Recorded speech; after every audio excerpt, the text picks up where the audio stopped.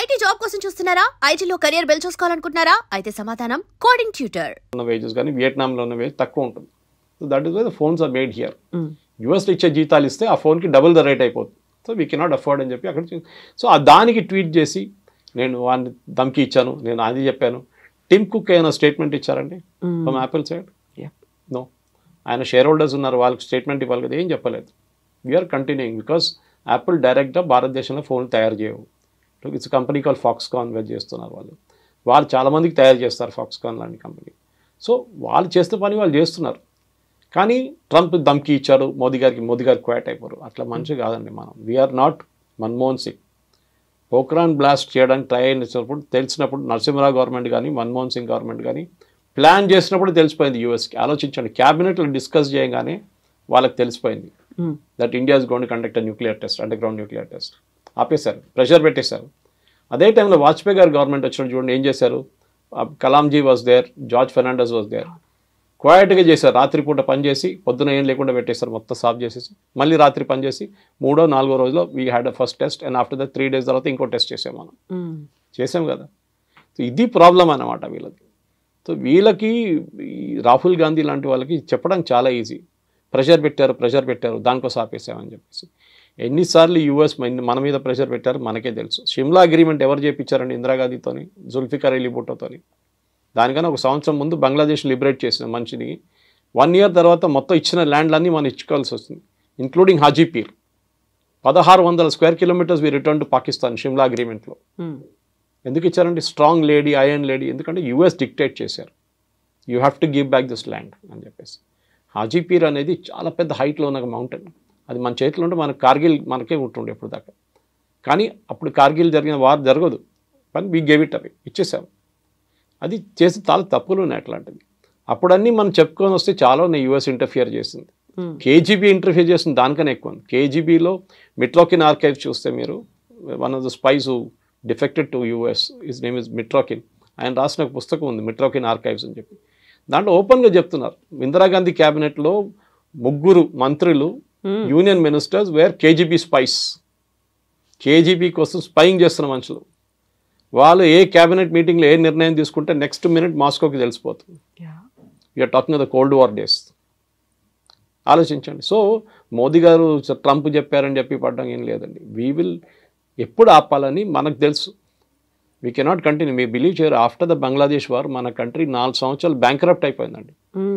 ఏం చేయక్కర్లేదు. మీ ఇందిరాగాంధీ గారు చేసినట్లనే మోదీ గారు చెప్పాలి, సరే యుద్ధం కావాలన్నా మీకు ఒక డెఫినెట్గా చేయదు, ఒక పని చేస్తాను, రేపటి నుంచి పెట్రోల్ ప్రైస్లు 3 రూపాయలు పెంచేస్తాను, నాకు యుద్ధం నడిపించాలి కదా, డబ్బులు కావాలి కదా.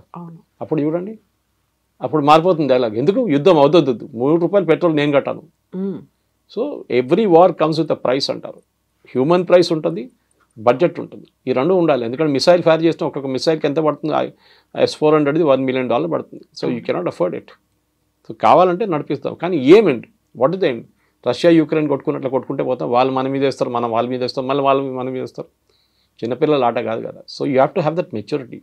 అదే మళ్ళీ రిటర్న్ అదే పాయింట్కి వస్తాం అనమాట. ఎమోషనల్ మెచ్యూరిటీ లేదు.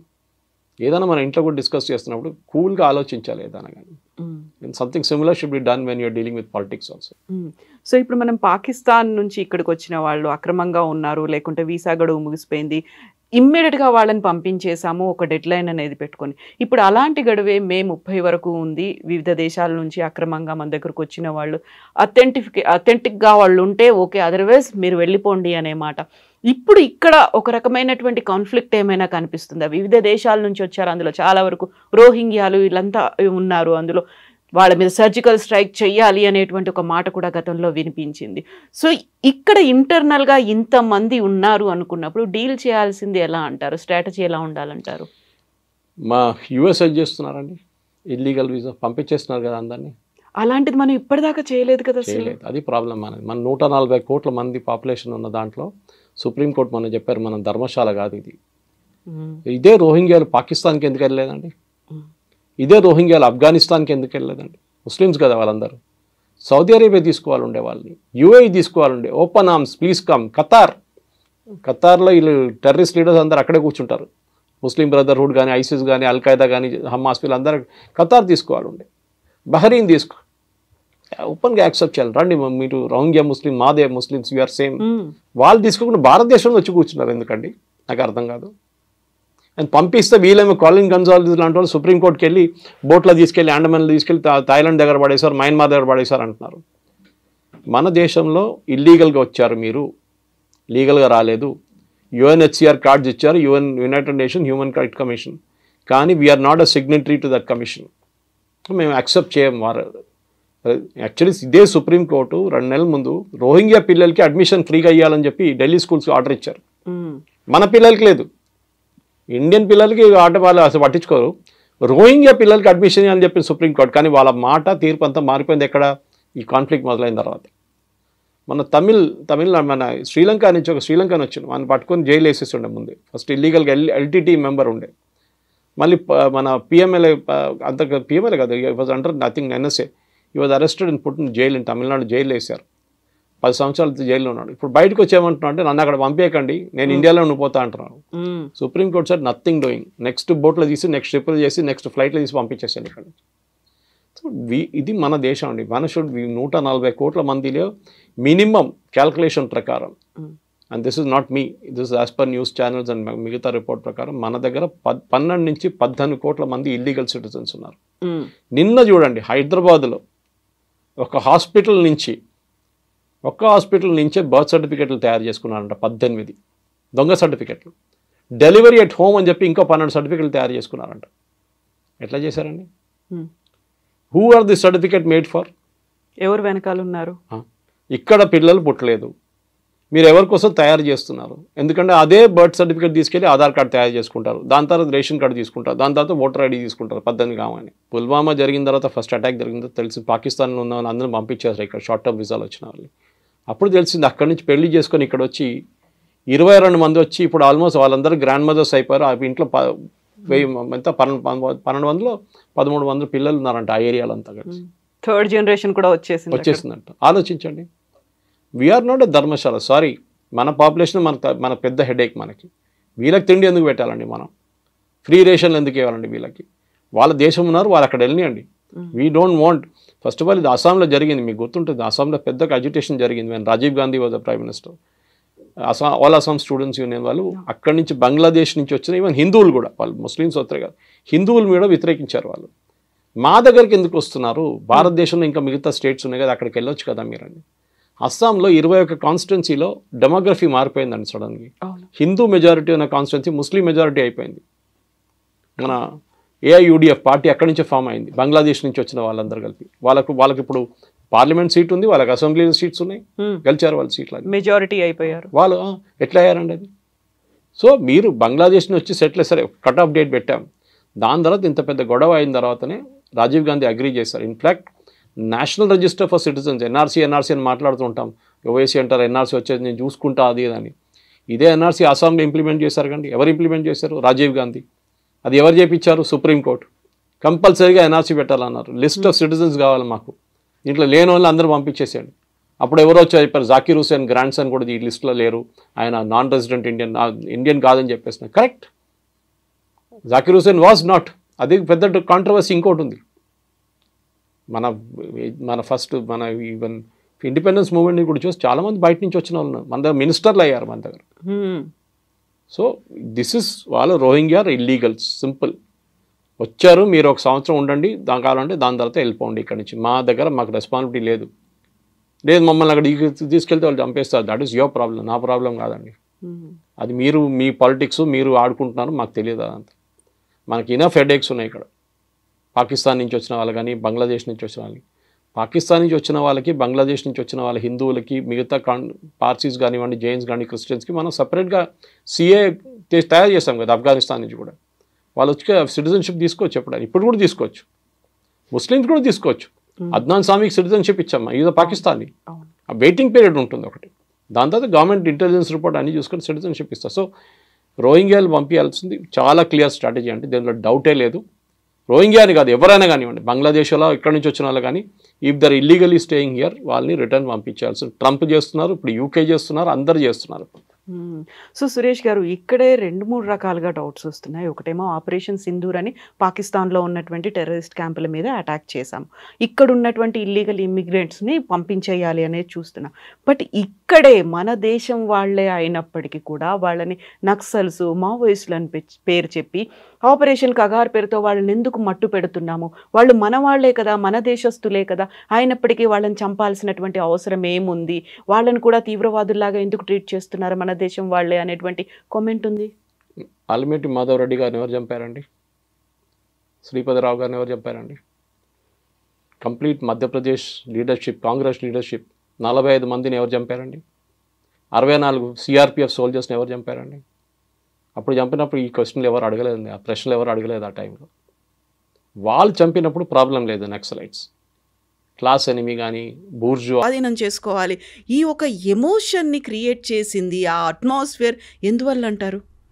ఇప్పుడు ఏమైపోతుందండి, ఇది ఒకటే ఇష్యూ కాదు. క్రికెట్ మ్యాచ్ నడుస్తున్నప్పుడు ఇదే ఇష్యూ ఉంటుంది.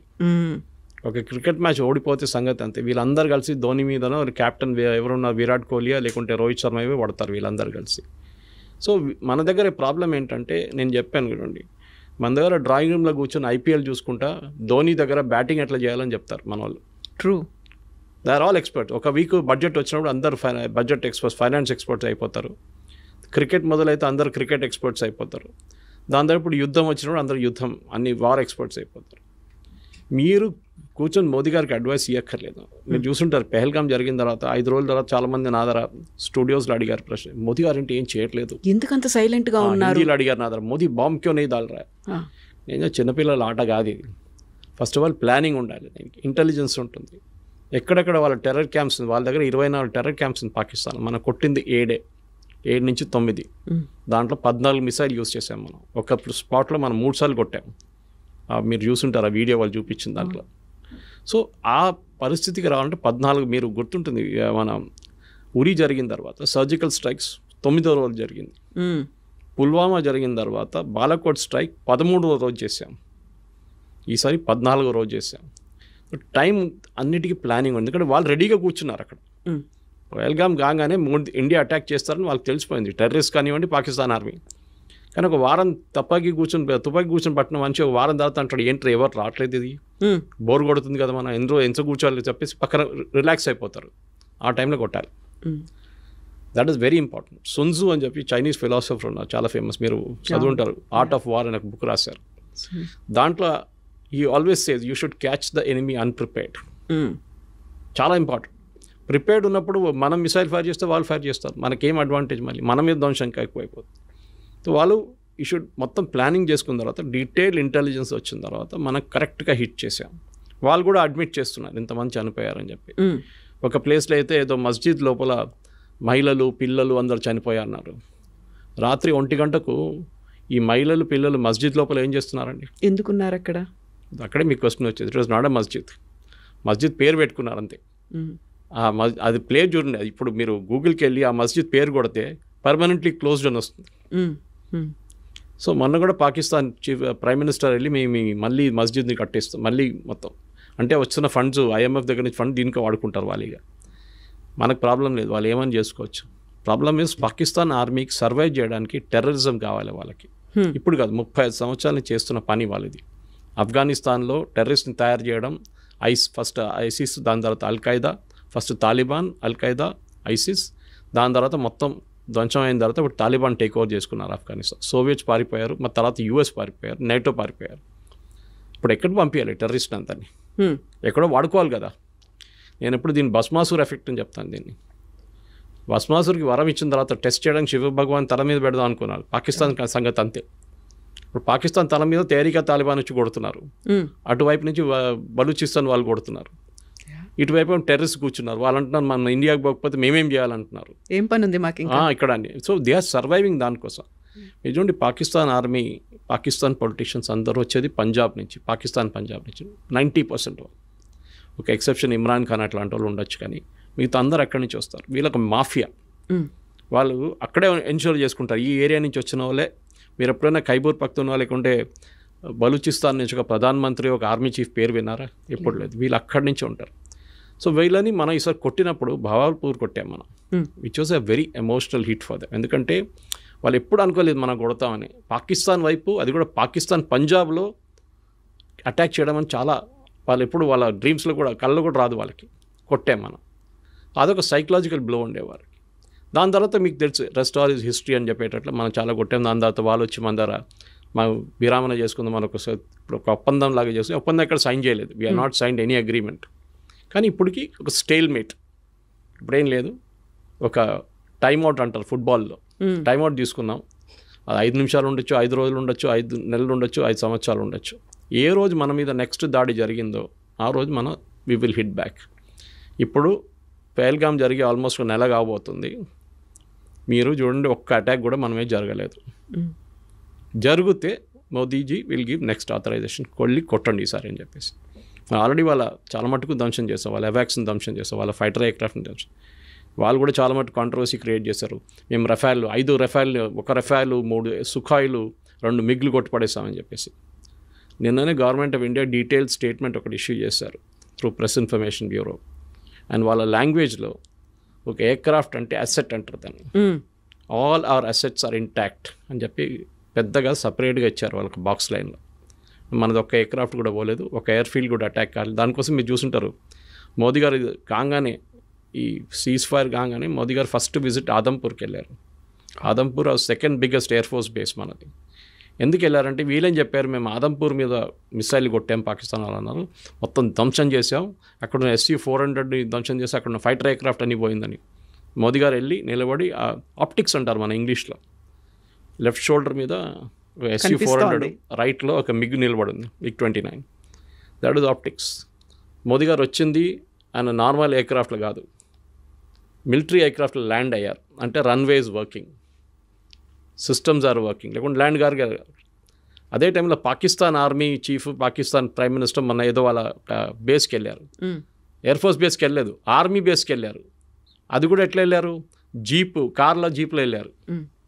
దట్ మీన్స్ వాళ్ళ దగ్గర ఉన్న ఎయిర్ ఫోర్స్ బేస్ ధ్వంసం అయిపోయింది, అక్కడ ల్యాండ్ చేయలేమని చెప్పి చాలా క్లారిటీ వచ్చేస్తున్నారు. సో యుద్ధం అనేది మన వాళ్ళు కూడా దే షుడ్ అలౌ పొలిటికల్ ఎస్టాబ్లిష్మెంట్ని వాళ్ళ పని చేయనియండి, వాళ్ళకి తెలిసి ఏం చేయాలని చెప్పి. విక్రమ్ మిస్త్రీ గారి మీద చేసిన దాడి ఐ థింక్ మన దేశంలో ఒక కల్చర్ అయిపోయింది. ఎవరైనా మీ ఒపీనియన్కి వ్యతిరేకంగా ఏమైనా చెప్పారంటే వాళ్ళ మీద ట్రోల్ చేస్తారు. He's only a messenger. ఆయన ఒక స్టేట్మెంట్ తీసుకొచ్చి చెప్పారు అంతే, ఆయన కాదు డిసైడ్ చేసింది, పొలిటికల్ లీడర్షిప్ డిసైడ్ చేశారు. He's a messenger. ఇంగ్లీష్లో అంటారు ఇప్పుడు డోంట్ షూట్ ద మెసెంజర్ అని. మనం చేసిన పని అది. మనం తెలియదు, of course his daughter used to represent రోహింగ్యాని రిప్రజెంట్ చేస్తుందంటే అది ఇంకో పొలిటికల్ కేసు, అది సపరేట్. చాలామంది పిల్లలు ఇప్పుడు మన కూతురు కానీ కొడుకులు కానీ వాళ్ళ ఫిలాసఫీ ఉంటుంది వాళ్ళకి, మనం ఆపలేం వాళ్ళని. దాన్ని బట్టి మన పేరెంట్స్ మీద ఎందుకు పడ్డాలి. అది అఫ్కోర్స్ అమ్మాయి మీద కూడా దాడి చేశారు, చాలా ట్రోల్ చేశారు, ఆమెని మళ్ళీ ఆమె అకౌంట్ ప్రైవేట్ చేసేసింది. కానీ ఇది మెచ్యూరిటీ లేదు. ఇక్కడ కూడా చూపి ఈ సోషల్ మీడియా ప్రాబ్లం ఏంటి, నేను ఎప్పుడు చెప్తూ ఉంటాను, మీరు వాట్సాప్లో ఒక మెసేజ్కి 10 రూపాయలు అనే కండిషన్ పెట్టండి, రేపటి నుంచి మొత్తం వాట్సాప్ మెసేజ్లు బంద్ అయిపోతాయి అన్నీ. అందరూ ఇప్పుడు ఫ్రీ ఉందని చెప్పి జియో వచ్చి ఇంత ఫ్రీ డేటా ఇచ్చిన తర్వాత ఏం చేయాలని తెలియదు. 5 నిమిషాలు దొరికితే ఏదో వీడియో చూస్తుంటారు మన వాళ్ళు. మీరు ఎక్కడికైనా వెళ్ళండి, మెట్రో చూడండి, వర్క్ సైట్కి వెళ్ళండి, ఇది ప్రాబ్లం అనమాట. ఏదో వీడియోలు పొద్దున్న సాయంత్రం దాకా ఫార్వర్డ్ చేస్తూనే ఉంటారు. ఒక్కటే వీడియో మీ 100 చోట్ల నుంచి వస్తుంది మీకు. ఎందుకంటే ఆ వాడడానికి మీకు తెలియట్లేదు, మెచ్యూరిటీ లేదు దాంట్లో. ఇప్పుడు నాకు కూడా వస్తుందండి, మీకు చెప్పినట్టు పొద్దున్న నుంచి సాయంత్రం దాకా ఒక 20 మీడియా గ్రూప్స్ ఉంది, దాన్ని అందరూ వీడియోలు పడేస్తున్నట్టు పొద్దున్న నుంచి. వస్తే డిలీట్ చేసుకుంటూ వెళ్ళిపోతాను నేను. కానీ కొన్ని సైట్స్, కొన్ని గ్రూప్స్ ఉన్నాయి వేరే నో సీరియస్ డిస్కషన్